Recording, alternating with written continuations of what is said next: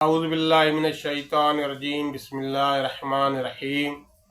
الحمد للہ والصلاة والسلام علی اہلہا اما بعد فقط قال اللہ سبحانہ وتعالی فی کتاب المجید والفرقان الحمید بسم اللہ الرحمن الرحیم لقد کان لکم فی رسول اللہ اسوۃ حسنہ۔ معزز سامعین و ناظرین، خداوند متعال کے مقدس کتاب کی آیہ کریمہ کی تلاوت کا شرف حاصل کیا،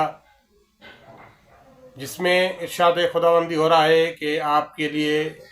اللہ کے رسول اسوہ حسنہ ہیں، کہ آپ کو کس طرح زندگی بسر کرنی چاہیے۔ رسول صلی اللہ علیہ وآلہ وسلم اور ائمہ معصومین علیہ الصلاۃ والسلام کی سیرت، ان کا ہر فعل آپ کے لیے اسوہ حسنہ ہے۔ جو خداوند متعال کی جانب سے احکام فرض کیے گئے تھے، نبی اکرم صلی اللہ علیہ وآلہ وسلم نے، ائمہ معصومین علیہ السلام نے ان کی نشاندہی کی کہ جیسے نماز، روزہ، حج، زکوٰۃ وغیرہ کہ آپ پر فرض ہیں، اور بعض عمل مستحب ہیں جن کو انجام دینا ثواب کا سبب بنتا ہے، اور انجام نہ دینے سے کوئی گناہ نہیں ہوتا۔ مستحب ہر اس فعل کو کہا جاتا ہے، سنت ہر اس فعل کو کہا جاتا ہے جو فعل معصوم،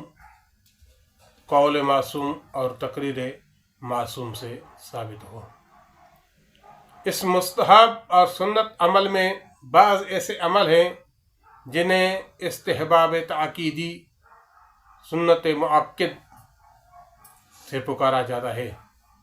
یعنی وہ عمل جس کی ائمہ معصومین علیہ السلام نے، نبی خدا نے تاکید کی ہے کہ ان کو انجام دیں، اس لیے کہ وہ عمل اجر اور ثواب کی زیادہ اہمیت رکھتا ہے، جس طرح اعتکاف ہے۔ اعتکاف ان اعمال مستحبہ میں سے ہے جس کی نبی اکرم صلی اللہ علیہ وآلہ وسلم نے بہت ہی تاکید کی ہے کہ اس کو انجام دیا کرو، اور خود نبی اکرم صلی اللہ علیہ وآلہ وسلم بہت بڑے اہتمام کے ساتھ اعتکاف انجام دیا کرتے تھے۔ پوری زندگی میں نبی اکرم صلی اللہ علیہ وآلہ وسلم سے 2 ہجری جب جنگ بدر لگی تھی تو اس سال یہ اعتکاف قضا ہو گیا تھا، اور اس اعتکاف کی قضا نبی اکرم صلی اللہ علیہ وآلہ وسلم نے آنے والے سال میں انجام دی تھی، یعنی آنے والے سال 3 ہجری میں نبی اکرم صلی اللہ علیہ وآلہ وسلم نے پورے 20 دن اعتکاف کیا۔ پہلے 10 دن گزشتہ اعتکاف کی قضا، اور دوسرے 10 دن اسی سال کا اعتکاف۔ اور بعض روایات میں ملتا ہے کہ نبی اکرم صلی اللہ علیہ وآلہ وسلم نے اپنی زندگی میں پورے رمضان 3 اشروں کے اعتکاف بھی انجام دیے تھے۔ معصومین علیہ السلام فرماتے ہیں اعتکاف انجام دیا کریں۔ اعتکاف وہ عمل ہے جو آپ کی نفوس کو پاکیزہ قرار دیتا ہے۔ اعتکاف وہ عمل ہے جو آپ کے گناہوں کی مغفرت کا سبب بنتا ہے۔ اعتکاف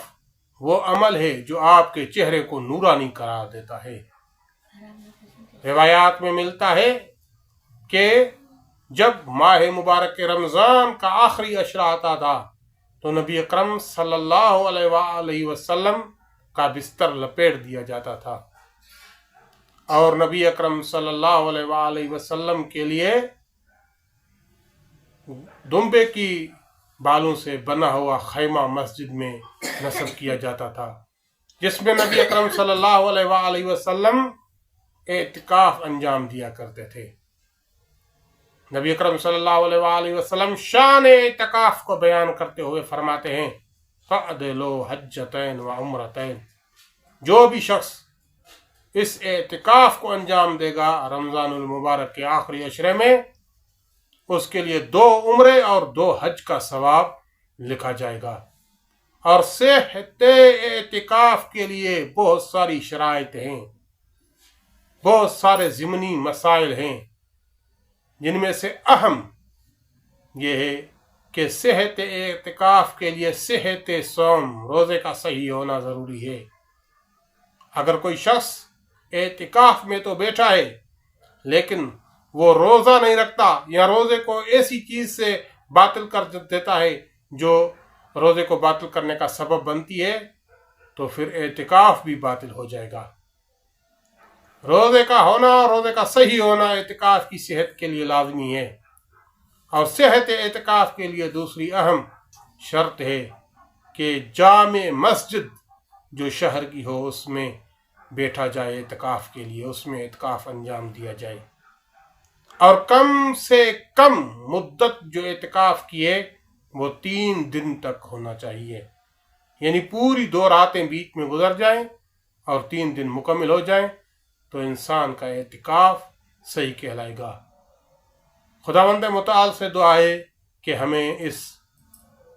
اعتکاف کو انجام دینے کی توفیق عطا فرمائے۔